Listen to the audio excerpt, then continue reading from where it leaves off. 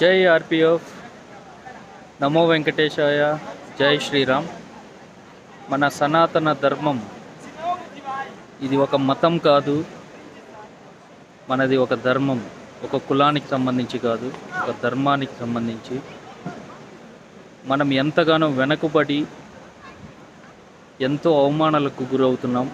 ప్రపంచంలోనే ఇప్పుడు మైనారిటీలుగా మిగిలిపోతున్నాం. దానికి కాను చాలా బాధగా ఉంది. మన ధర్మం గురించి మన పిల్లలకి మనమే నేర్పించాలి. అసలు సనాతన ధర్మం అంటే ఏంటి, మన సంస్కృతి ఏంది, వాటి గురించి మనం చెప్పుకోవాలి.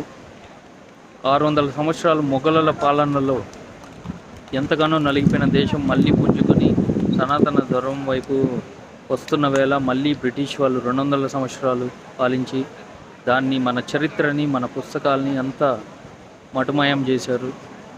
అయినా కూడా మనం ఎంతగానో సంస్కృతిని ఫాలో అవుతున్నాం.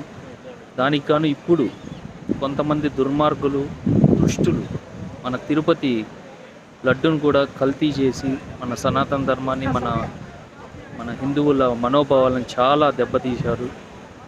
దీనికి గాను ఆర్పిఎఫ్, రాయల్ పీపుల్స్ ఫ్రంట్, ఎప్పుడు సనాతన ధర్మానికి, ఒకే కులానికి కాకుండా, మతానికి కాకుండా సనాతన ధర్మానికి ఎప్పుడు పనిచేస్తూ ఉంటుంది.